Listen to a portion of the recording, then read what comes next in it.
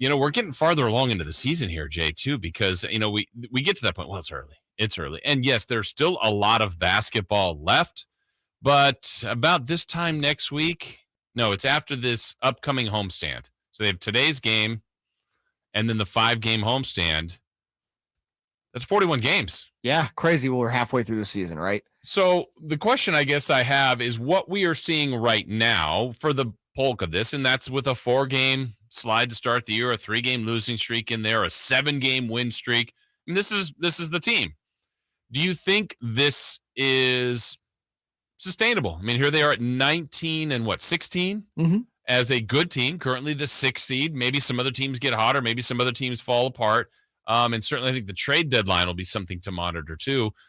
But I feel here's my general thought on the Kings. I see a team that has improved defense, not the best team, but I think there's a compete level there. I feel like they've now identified the roles for the most part. I think that 7, 8, 9 guy has changed a little bit and may still change as the season goes along. But if they get high-level DeMontis, high-level Fox, and a 3rd or 4th player to jump in like we saw Monk do, we saw Herter do, and it's been Mitchell, it's been Keegan Murray even. Murray, Barnes. 10 games at Someone times. does it. Someone's kind of in there. Or a group of them kind of maybe lift up their scoring level.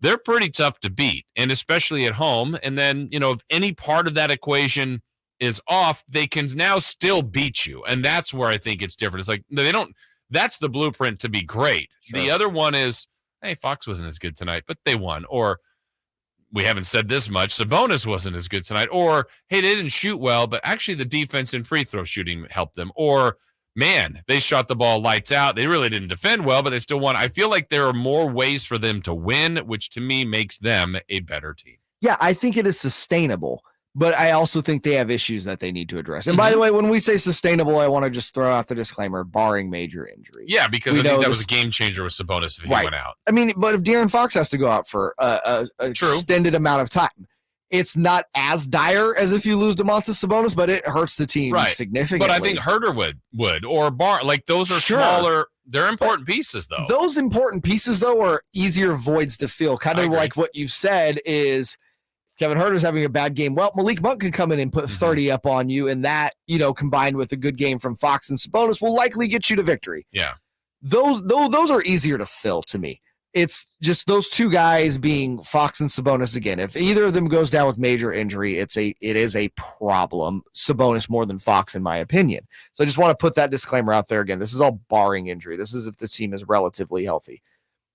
I think it is sustainable, but I think one thing that is kind of been an interesting conversation all this year is the quote unquote need for a backup center, right? This is what we have been hearing. Like, this is this team's Achilles heel is once DeMontis Sabonis goes out of the game.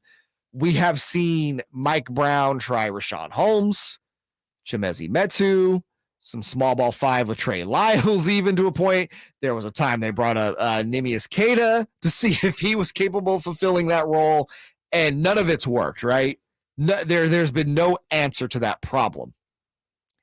To me, I think you have your backup center. I think it is Rashawn Holmes. And, he's actually gotten off the bench the last few games, which has been refreshing. I like Rashawn. I think Rashawn is a good player in the NBA. I think kind of one thing you've brought up, and I think you were dead on, you brought it up very early in the season, is look, it's just the way when you get Rashawn Holmes in there and he's playing with, for instance, Davion Mitchell is basically your best playmaker on the floor.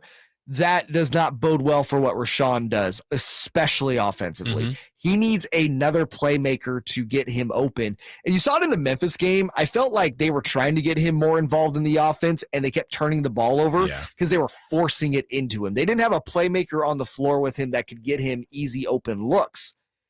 To me, that is more what this team needs than actually a backup center. You got guys capable of playing that position, but the problem is when those guys are on the floor. Listen, Davion Mitchell is a good backup point guard. He's not a playmaker. I think Davion is actually a better scorer than playmaker, and he's not even known for his scoring. Yeah. But he's not a playmaker. This is not his game. Their best playmaker, I think, besides really Fox and Sabonis, is Monk. Yes. And even he is going to look for his shot first. And there's some wildness at times with him. Absolutely. Yeah. He's not a steady hand as a playmaker. Capable, yes. Not a steady hand. Now, What does that look like as far as the trade market, or even, the Kings, weirdly enough, if they maintain here going past the trade deadline, is there a candidate to get someone in the buyout market potentially? They need another playmaker off that bench, somebody that is steady. It doesn't even have to be a point guard. They just need somebody that can get other guys involved on offense. And if you can get Richaun Holmes to come off the bench and you have someone that can set him up for those, easy push shots and stuff like that, and just get him to be somewhat of a resembling what we saw early last year and the season before that, I think that solves your backup five problem. Yeah, I think that's been a little bit overplayed for this team, because it has worked enough with Trey Lyles, Metu, Kada, Holmes, Land, just enough of what they've done. You want a little, they would want more from that position. I'm not saying that's all solved, but I think they've been comfortable playing small, and they've asked a lot of Sabonis. But to your point, Jay, I think if they went and attacked that position and got, I don't know, insert quality backup big man, the name I've thrown out that I don't think would cost them a ton, but let's just say someone like JaVale McGee. Sure. Clearly your backup, makes you longer, more athletic. He actually has run offense through him at times as either a starting center or a backup through the Lakers and the Warriors. Dallas isn't using him much. But if that cost you something that's important to the piece of the puzzle now, is that a net win? Right. I don't know that answer. But to where you're saying another playmaker, I could see that being more beneficial. Now, what's that going to cost you? I don't know. I don't know the answer to that, but that could maybe reap more benefits than looking at a position that feels like weakness, but I feel like they've covered it enough. Right. And like we said, Richaun Holmes just didn't overnight become a bad basketball player. It's more of the fit or the way they play right now compared. Right. Like if Tyrese were still here and they were doing more of the pick and roll and pick and run and rim run and lob, perfect. Yeah. They're not doing that. It's a lot of high post, read and react, cut, and Holmes can do it. Sabonis is gifted at it. Yeah, Sabonis just makes it look so easy. No one else does it like him on the team. No, Richaun Holmes is not a guy you're running your offense through. He's a rim runner, to your point. He's an athletic five. Yes, that's his game. And as the backup center, you want that. That can still fit. But if you're going to be a rim running five, you need, to your point, and Tyrese is a great example of when you have a guy that's elite at it, because Tyrese out of the pick and roll finding Richaun was just elite. They don't have that guy as a backup. Yeah. And I'm not even at this point saying you need an elite playmaker. You just need someone that is a competent and consistent playmaker. Yeah. And they'll be able to find Richaun, and that's all you need. You don't need Richaun to put up 20 and 15. No. Yeah. You need him just to be able to come in, give Domantas Sabonis a rest, and be efficient. Yeah. Well, and that's where you then go to your strengths. How they're using Mitchell now is literally a defensive weapon. Now he has come in where he's always been a good defender, but you go, man, he is coming in and changing the game with his defense. Any offense he gives you is a nice bonus, but those defensive just pest plays where he's turning offensive guys around, getting them uncomfortable, and that's the strength of his game. So they've done a good job of identifying strengths.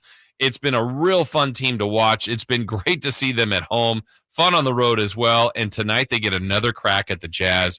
And that game